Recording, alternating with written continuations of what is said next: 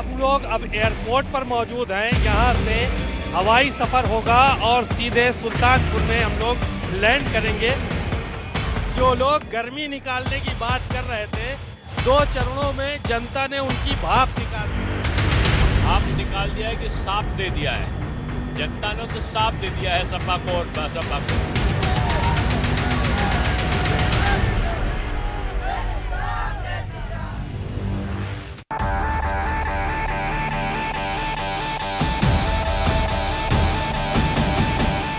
उत्तर प्रदेश के deputy CM लगातार चुनावी यात्रा पर निकल रहे हैं और भारतीय जनता पार्टी को जिताने की अपील कर रहे हैं। आज हम पूरा दिन उनके साथ रहने वाले हैं। अभी उनके साथ नाश्ते की टेबल पे हम मौजूद हैं। यहाँ से उनका कई जगहों का दौरा लगा हुआ है। पहले वो यहाँ से सीधे सुल्तानपुर जाएंगे और उसके बाद फिर अयोध्या जाएंगे, जहाँ पर कई कार्यक्रमों में शिरकत करेंगे। पत्नी है साथ में उनके। सुबह सबसे पहले डॉक्टर दिनेश शर्मा ने उठ के पूजा अर्चना की और उसके बाद यहाँ पर नाश्ते की टेबल पर आए हैं। आज डॉक्टर दिनेश शर्मा जी से बात करेंगे और दिन भर आज हम उनके साथ रहने वाले हैं। सुबह से क्या दिनचर्या रही आपकी, शुरुआत किस तरह से? हमारा तो सब दिन एक सा है। सुबह जल्दी उठना, पूजा, एक्सरसाइज करना, अखबारों की क्लिपिंग देखना, जिनके फ़ोन आए थे उनको जवाब देना, नए लोगों से संपर्क करना, सभी अलग अलग सीटों की जानकारी मिलना और जहाँ जो आवश्यकता है काम की, उन लोगों को काम पे लगाना। जी से भी बात कर लेते हैं क्योंकि यहीं पे मौजूद हैं, साथ में नाश्ते की टेबल पे हैं।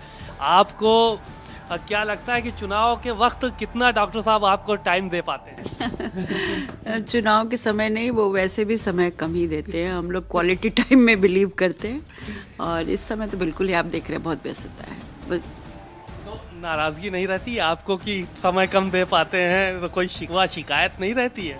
नहीं, हर काम का एक हाई टाइम होता है और मैं भी शिक्षा से जुड़ी हुई हूँ, तो कभी कभी हमारे पास भी व्यस्तता बहुत होती है, तो मैं समझ सकती हूँ कार्य संबंधी इस समय की व्यस्तताएं।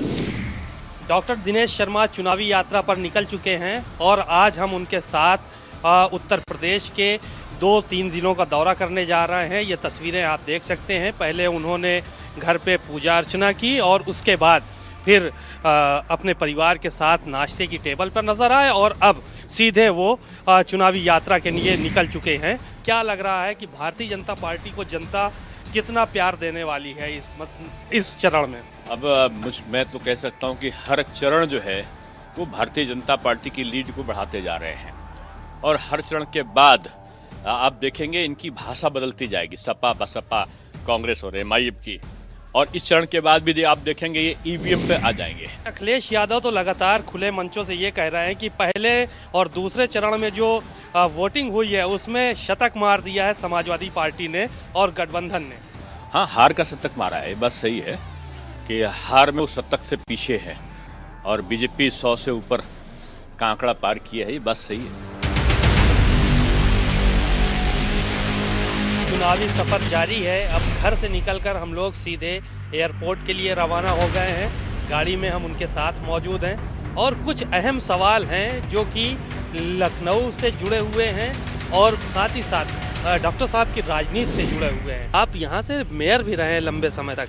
दरगाह हज़रत अब्बास आप हमेशा जाते हैं, वहाँ से क्या वाबस्तगी है आपकी? क्योंकि हर मौके पे आप वहाँ ज़रूर जाते हैं, मुहर्रम हो या दूसरे मौके। नहीं, देखिए, मैं सभी देवी देवताओं पर, सभी अन्य धर्मों के भी जो इष्ट हैं उन पर मेरा विश्वास हमेशा से रहा है और हर शुभ काम में मैं गुरुद्वारे भी जाता हूँ, मैं चर्च भी जाता हूँ और मैं दरगाह जहाँ आपने नाम लिया है वहाँ भी जाता हूँ। 1-2 और दरगाह हैं, वहाँ पर भी मेरा जाना होता है। आगे चलकर बताएंगे कि और क्या दिन भर की दिनचर्या रही। हम लोग एयरपोर्ट पहुंच चुके हैं और अब राजनीति की बात यहां से शुरू करेंगे, आरोपों प्रत्यारोपों की बात शुरू करेंगे। सर, कितनी सीटें जीतने जा रहे हैं इस बार उत्तर प्रदेश के चुनाव में? आज जनता हर घर बिजली लगने का, 24 घंटे शहर में, 18 घंटे गांव में, 22 घंटे तहसील में, जो बिजली आती है, सारे मुद्दों पर आज जनता भारतीय जनता पार्टी का अंतर्मन से स्वागत कर रही है और मैं समझता हूँ कि पिछला रिकॉर्ड निश्चित रूप में टूटेगा। बीजेपी में प्रत्याशी चुनाव नहीं लड़ता है। बीजेपी में जो चुनाव चिन्ह है और जो पार्टी है उसका कार्यकर्ता चुनाव लड़ता है। यही दूसरे दलों में अंतर है हमारे में। चलते हैं अब साथ में बैठते हैं हेलीकॉप्टर में और सीधे अब यहाँ से हम लोग सुल्तानपुर के लिए रवाना हो रहे हैं।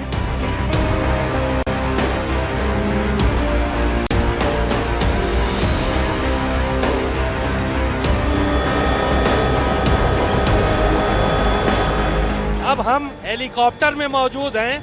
हेलीकॉप्टर में ज़रूर मौजूद हैं, लेकिन ये जो बातें होंगी ये बिल्कुल हवाई नहीं होंगी। हवा में इंटरव्यू ज़रूर चल रहा है। सर, आज जो है वो आपने शुरुआत कर दी है, लंबे समय से आप प्रचार कर रहे हैं। आज किन किन जगहों पे आपको जाना है और अपने पार्टी के लिए प्रचार करना है?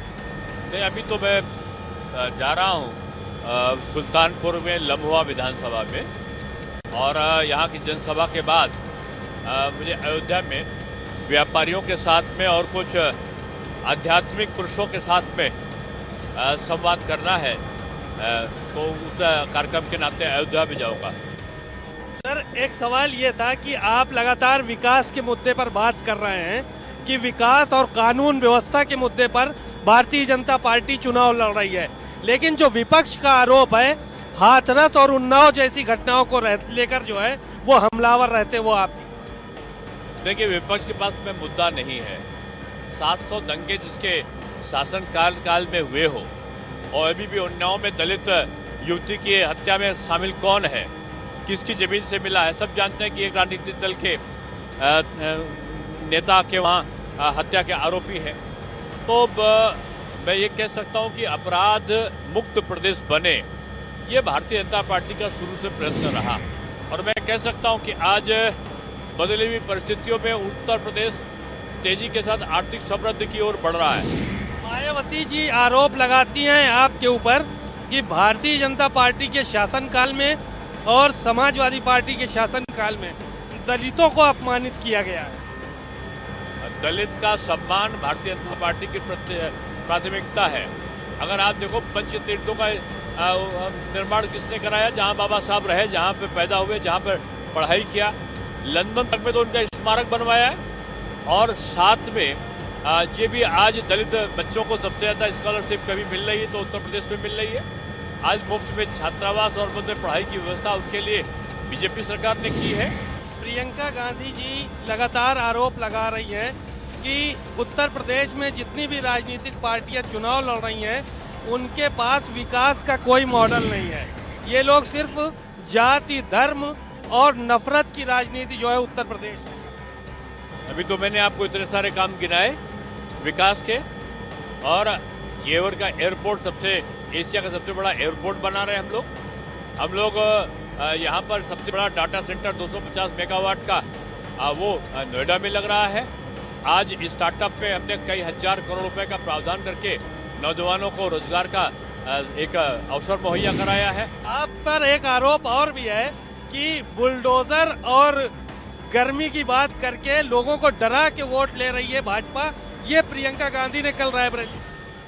भाजपा के शासन काल में हमारा प्रयत्न रहा है कि पुलिस जनता की सेवा के लिए उपलब्ध रहे, माफिया पुलिस से डरे और जनता को पुलिस का भय न हो। अखिलेश यादव का कल एक बयान आया, आपने भी सुना होगा, कि जो लोग गर्मी निकालने की बात कर रहे थे 2 चरणों में जनता ने उनकी भाप निकाल दिया।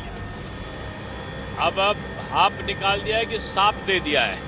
जनता ने तो साफ दे दिया है सपा को और बसपा को, और भाजपा को आशीर्वाद दे दिया है। मुख्तार अंसारी, आजम खां और अतीक अहमद, ये तीनों एक ही कालखंड में जेल में है। ये पहली बार हुआ। कल गृह मंत्री अमित शाह जी ने भी ये बात कही। आप देखते जाइए, बीजेपी का शासन 5 साल आपने देखा है, बगैर किसी पक्षपात के निष्पक्ष कार्रवाइयों के लिए बीजेपी सरकार की पहचान बनी है। भविष्य में भी निष्पक्षता का भाव बगैर भेदभाव के चलेगा, ऐसा मैं कह सकता हूँ। अल्पसंख्यकों को लेकर आपने बहुत काम किया, लेकिन विपक्ष का आरोप है कि अल्पसंख्यक डरा हुआ है उत्तर प्रदेश में। इसको लेकर क्या कहेंगे? आपने कहीं मेरे आवास के आसपास तो मैं अल्पसंख्यक मोहल्ले में ही रहता हूँ। आपने किसी को डरा हुआ देखा क्या? एक भी अल्पसंख्यक को आप बता दो, आप कैमरा लेके घूमना, अगर 10 किलो का राशन मिल रहा है तो आप पूछ के देखना क्या अल्पसंख्यक को मिला कि नहीं मिला, उसके साथ भेदभाव हुआ क्या। अगर टॉयलेट मिले, शौचालय मिले तो क्या अल्पसंख्यक के साथ भेदभाव हुआ क्या। आवास दिए गए, प्रधानमंत्री आवास, क्या पूछ के दिया गया कि हिंदू हो तो मुसलमान हो, सबको बराबर दिए हैं। मदरसों का आधुनिकीकरण किया है आपने, आपसे अभी चर्चा हो रही थी तो आपने बताया, तो क्या कुछ अल्पसंख्यकों के लिए किया, मदरसों के लिए किया आपकी सरकार में, और कितना उसको प्रभावी ढंग से लागू कर पाए? देखिए, हमेशा अल्पसंख्यकों को भड़का के ये सपा बसपा कांग्रेस ये इनका मत लेते रहे हैं और बीजेपी के खिलाफ भड़काते रहे हैं। भारतीय जनता पार्टी ने तुष्टीकरण किसी का नहीं, न्याय सबके साथ किया है। मदरसे की डिग्री की वैल्यू नहीं थी, इसका लाइसेंस तो छोड़ दिए, पासपोर्ट तक का नहीं बनता था, कहीं नौकरी में भी इसकी डिग्री की वैल्यू नहीं होती थी। हमने पहली बार मदरसों में NCERT का पाठ्यक्रम को लागू किया, और लागू नहीं किया बल्कि उसको ऑनलाइन करके शिक्षकों का वेतन ऑनलाइन जाए, छात्रों की छात्रवृत्ति ऑनलाइन जाए, जिससे जो पात्र शिक्षक या छात्र हैं उनको उनका सरकार की सहायता मिल सके। और NCERT में मॉडर्नाइज एजुकेशन सिस्टम को एडॉप्ट किया गया। अब इसका मतलब ये नहीं है कि हमने मदरसा में किसी मुस्लिम संप्रदाय की भावना को आहत किया होगा। हमने कहा जो मजहबी शिक्षा है वो वैसे ही चलेगी, एक हाथ में पवित्र कुरान हो और एक हाथ में कंप्यूटर हो। जो आरोप और प्रत्यारोप भारतीय जनता पार्टी के ऊपर लगाए जा रहे हैं विपक्ष के द्वारा, उनका खंडन भी किया। आप हमारे साथ बने रहिए, आगे ये सफर जारी रहेगा।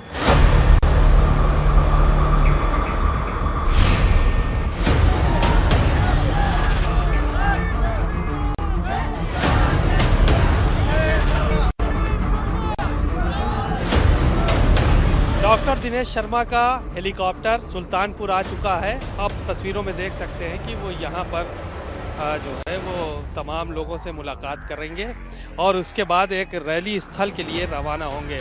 ये तस्वीर आप देख सकते हैं कि डॉक्टर दिनेश शर्मा की है, उनके साथ कई नेता भी जो है वो मौजूद हैं और ये यहाँ की जो आवाम है, जनता है, उससे मिलने के लिए यहाँ पर आए हैं, अभिवादन स्वीकार कर रहे हैं। ये लम्बुआ विधानसभा है जहाँ से देवमणि जो है त्रिपाठी कभी विधायक थे अभी, और अब डॉक्टर दिनेश शर्मा जो है वो यहाँ पर चुनाव और जनसंपर्क करने के लिए जो है वो आए हैं। ये तस्वीरें साफ तौर पर आप देख सकते हैं कि अब यहाँ पे जनसभा करने के बाद वो फिर यहाँ से अयोध्या के लिए रवाना होंगे। बहरहाल ये चुनावी सफ़र इसी तरह से लगातार जारी रहेगा और हम दिनेश शर्मा के साथ आज पूरे दिन की उनकी दिनचर्या जो है उस पर चर्चा करेंगे और उनके साथ मौजूद रहने वाले डॉक्टर दिनेश शर्मा जो है वो वहाँ पर पहुँच गए हैं मंच पर और अब यहाँ पर एक सभा को संबोधित करेंगे। तस्वीरें आप देख सकते हैं कि डॉक्टर दिनेश शर्मा यहाँ पे लम्बुआ में मौजूद है, लम्बुआ विधानसभा में, और यहाँ पर भारतीय जनता पार्टी के प्रत्याशी के पक्ष में वोट मांगने के लिए आए हैं। एक नेता बोलते हैं कि भूत नाचेंगे क्योंकि रात को उनको सपना आ रहा है। विपक्ष के एक नेता है, सपना किसको आता है? जो सोता है, और जो आप ऐसा जागता है वो सपनों को पूरा करने वाला, काम को करने वाला होता है। योगी बाबा 5 साल तक जागे और वो सपनों को पूरा करते रहे। भारत माता की, भारत माता की। बहुत बहुत धन्यवाद।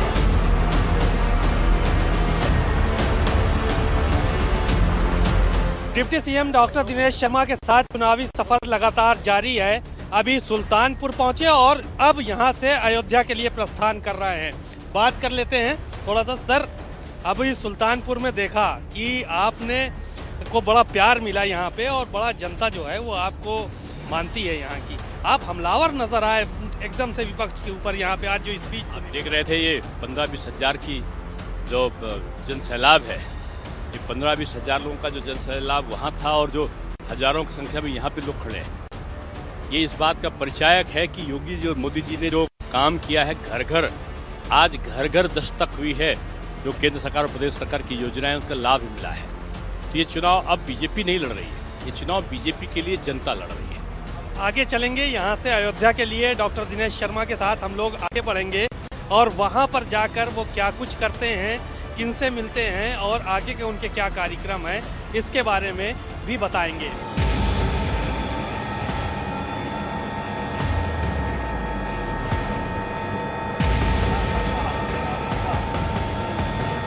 अब हम लोग यहाँ से सुल्तानपुर से अयोध्या के लिए जा रहे हैं। वहाँ पर कुछ कार्यक्रम है, संगठन के कार्यक्रम है। दिनेश शर्मा जी से बात करते हैं। सर, अनोखा अद्भुत नज़ारा देखने को मिला, बड़ी संख्या में लोग पहुँचे थे, कितना आकलन किया जा रहा है वहाँ पे?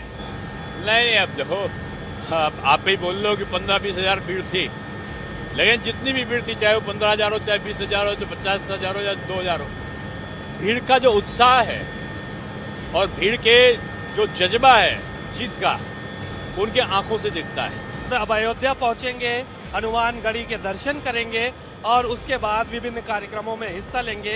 ये सफर आगे भी जारी रहेगा।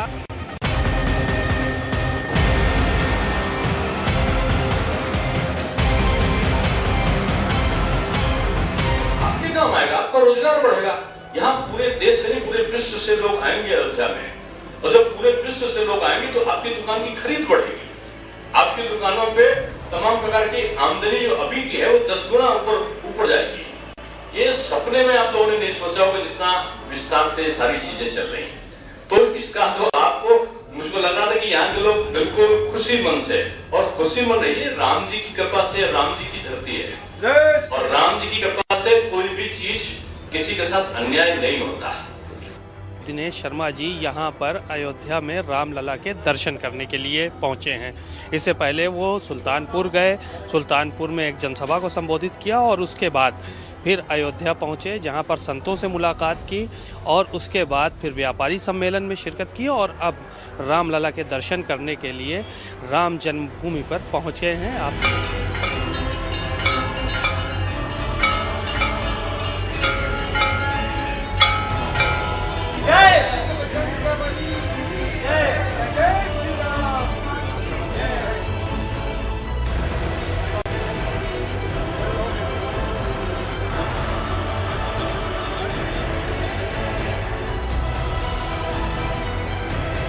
सुबह से नाश्ते की टेबल से लेकर अब हनुमान गढ़ी तक पहुंच चुके हैं हम लोग और ये आखिरी पड़ाव था। अब यहाँ से सीधे लखनऊ के लिए हम प्रस्थान करने वाले हैं। बात करते हैं क्योंकि सर, ये देखा गया है सुबह से हम आपके साथ हैं, काफ़ी एनर्जेटिक रहते हैं। पहले सभा किया, उसके बाद फिर जो है वो बैठकें की, संतों से मिले, हनुमान मंदिर के जो है वो दर्शन किए, हनुमान गढ़ी आए, राम मंदिर के दर्शन किए। इतना सब कुछ जो है वो कैसे मैनेज करते हैं? उसका एक लाइन में अर्थ है कि प्रभु राम की कृपा से सब कुछ होता है और भगवान सब कुछ कराने वाले हैं। आजकल ये चुनावी महाज्ञ यज्ञ चल रहा है, इसलिए ज़रूरी था कि तमाम जगहों पर जाया जाए और सभा का आनंद अलग था। यहाँ पे व्यापारियों का सम्मेलन आपने देखा होगा, व्यापारी बड़े खुश होकर सब गए हैं और संतों महात्माओं का भी समागम था। उनके श्री चरणों में दंडवत करने का अवसर प्राप्त हुआ और ये यहाँ के तमाम जो और कार्यकर्ता थे विभिन्न जगहों के मिला के उनके साथ भी बैठने का, ये पूज्य संतों के साथ भी बैठने का अवसर मिला है। और बस यही कह सकता हूँ कि ये 10 मार्च शुभ संकेत बने भारतीय जनता पार्टी के लिए और राष्ट्रवाद की अलख जगाने के लिए। कैमरामैन गिरीश के साथ सीमा नकवी, भारत समाचार, अयोध्या। डॉक्टर दिनेश शर्मा चुनावी यात्रा पर निकल चुके हैं। गाड़ी में हम उनके साथ मौजूद हैं। हम लोग अब एयरपोर्ट पर मौजूद हैं। यहाँ से हवाई सफ़र होगा और सीधे सुल्तानपुर में हम लोग लैंड करेंगे। जो लोग गर्मी निकालने की बात कर रहे थे, 2 चरणों में जनता ने उनकी भाप निकाल दिया है कि साफ दे दिया है। जनता ने तो साफ दे दिया है सपा को और बसपा को।